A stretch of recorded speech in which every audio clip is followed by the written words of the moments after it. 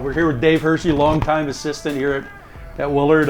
You've had a long career as both the Boys, as both a boys varsity head coach and an assistant coach over the years. And I think it's always interesting for people, if they watch this show, is to hear kind of about the coach's journey. So if you could kind of, go back and tell us a little about your journey as far as kind of where you started and now where you've ended up here at Willard.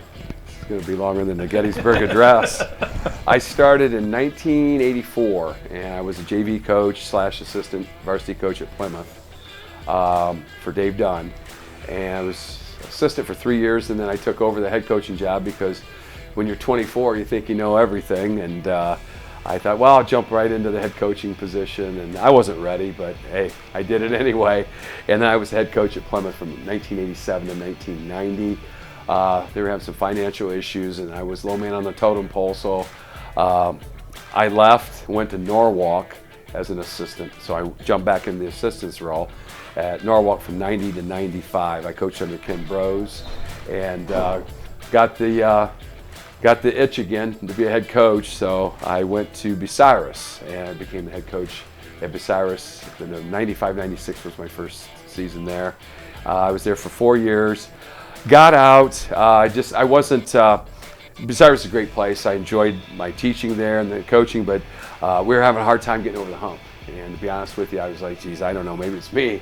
I wasn't sure if head coaching was my gig. So went back to Plymouth for a year as a volunteer assistant for Brad Turson. Had a great year with him, and then Rob Sheldon came beckoning and offered me an assistant's job at Wynford. So I was teaching in Bucyrus at the time, so it wasn't a long drive. So I went to Wynford, was a head coach under Rob for 3 years, and then Tim took over, Tim Ersman, and then I was his assistant for 4 years. And then at that time, I was getting the itch again, and I just got married, and my wife was from Willard, so I decided to come back here, and been here since 2008. So. And I was head coach, I think, 4 years here, 4 or 5 years, and then I had to get out for my wife's health issues. I was out for 4 years, and then Joe came back, asked me to jump in the co-pilot seat, so here I am again. So you've been an assistant. You mentioned Wynford, great program. Mm-hmm. You and Joe have done a great job of kind of returning Willard to their glory days a little bit here. We have a lot of, we're old guys now. So being an assistant is for somebody that's a young coach that maybe is an assistant now that aspires to be a head coach. Maybe give us a little bit of idea of what you suggest an assistant coach should do as far as in a program. Listen, I think that's a big key, and that goes clear back to when I was Dave Dunn's assistant in the mid 80s. Listen, loyalty is huge. Staying loyal, support the head coach, try to help any way you can. I try to help Joe. A lot of times I try to stay out of Joe's way because he does such a great job, but you help out. Film breakdown's huge. Kind of stay under the radar. So that's just kind of unusual. I'm doing this interview because I always say assistant coaches should be like just under the radar. They're to be, just there, not to be seen or to be heard. But listen to the coach's instructions. Be a program guy. And I think that goes along with the loyalty and the support of the head coach. We're here with varsity assistant, JV coach. Yep. At Wynford, for the Wynford Lady Warriors, Buzz Kocher. In fact, you've been around a long time. Yes, I have. I think I just saw it's 40 years. Yep. And you just won your 500th game as a JV coach. So one of the things we like to kind of do with this segment is kind of just get a little bit of background about how you got started in coaching, and then a little bit about your coaching journey. So just kind of tell us about that if you would. I started back in 1982, and Larry Miller was the head coach for the girls, and he called me up and wanted to do junior high girls. I said, might as well. I was a farmer, and winter months kind of slow, so I got time to do stuff, and it started then back in 82, and been doing it ever since. Combination with junior high. I did 1 year freshman and JVs the rest of the years. So you mentioned, we mentioned you been an assistant for 40 years. So you mentioned you started for Coach Larry Miller. And I'm sure since those 40 years started, you've really grown as a coach. So kind of one of the interesting things, I guess, is there any, like, who's kind of been an influence in your coaching career, whether it be coaches you've coached with or maybe coaches that you've looked at and kind of admired how they played? Let's probably start out with Dick Trevay. He was the head coach, and he's the one who pulled me up to do JV. And, you know, we got along well together. And I learned a lot from him as far as, you know, some of the facets of the game, but also how to relate to kids and parents. Because at the time, he was a guidance counselor, so he knew how to, you know, work with kids and talk with kids. And the part I enjoy with it was just the relationship with the kids. And then Kathy Hill was here just only 3 years, but then when Amy Taylor came aboard, we've been together for 28 years. In the same way, it was just us two to start with. So we leaned on each other a lot. You know, she leaned on me for some experiences I had in coaching. And then, you know, coming out of college, she knew from the college standpoint, but it was different from college to teaching high school girls. And I think I helped her from that standpoint, that transition a little bit, how to relate to high school girls.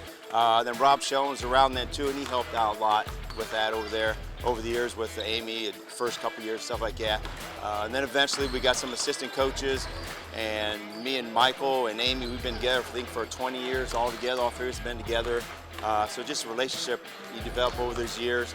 I really enjoyed, back in the day, when I first started out JV coaches there, coaches stuck around longer at schools. And I got a relationship with like Glenn Deeber over at Colonel Crawford and the standard he had with winning, and learned some things from him. And George Sheets down at Ridgedale, we played them, and the relationship I had with him the same way. You just always, you know, those guys, they had good programs, you want to beat them and stuff, you know. But it was just, I learned things from them. We talk a lot back in the day when we played each other, so we just kind of got things back and forth from each other. So, you know, nowadays, like I said, coaches don't stick around. Yep. So you don't get to know them very, very well. And so it's so hard to develop a relationship with them and stuff. And I think that's what we've had with our three coaches for the many years we've had here at Wynford and everything. And that's one thing that's really been blessed to have that relationship with them. And I learned a lot from Amy, because she's you know, she learned from Sheldon's, let's put it that way. And just, you know, determination she has, not to make the players good basketball players, but good people. Yep. And down the road. And there's been so many kids after they graduate come back to Amy, and even me too, and said, hey, just appreciate what you did and how you built me for life and everything, stuff, you know. And that 500th, you know, celebration we had so many kids come up and tell me how much they appreciate it. I got cards and letters from the past players of just what I meant to them. And you look back, yeah, you got a lot, you knew how it is. Yep. When you go through a lot of difficulties, parents, but when you get things like that from kids, it just means coaching basketball. It just makes so much more and so rewarding for me. Well, we're here with Todd Kehres, longtime assistant with the Shelby Whippets. And Coach Kehres, one of the things we've tried to do this year is just kind of talk to various assistants, especially guys that have been in a long time. So I think the first thing, though, is, you know, I know you played for Coach Steve Moore back in the days at Buckeye Central. Not that long ago. But maybe just give our audience a little bit about your journey of where you started in coaching and then how you became an assistant here at Shelby. I've been doing this, what is this, year 27, so it's started out doing some junior high jobs, Buckeye Central, here at Shelby, at Ridgedale, and then... That was under Steve Gray. Yeah, and then followed Steve to Lexington and was his freshman coach for 3 years, and then back to Buckeye Central, did JV coach there for 2 years under Dan Bates, and then varsity assistant under Phil Loy for 3 years there, and then came to Shelby in 07 under Troy Schwemley, and have been here ever since then. So been around a lot of good coaches. Been in a long time. Favorite part of coaching? Just being around the kids, you know, watching kids grow from freshmen all the way to seniors. That's what I just told Isaiah. I said it was interesting to see how he's grown as a player from a freshman to his senior year. I mean, and just, you know, being part of a lot of different groups and different teams and seeing the success that we've had. Flip the coin 180 degrees. Least part, if you can mention them. I mean, it's obviously it's a long season. I mean, you know, a lot of time away from family.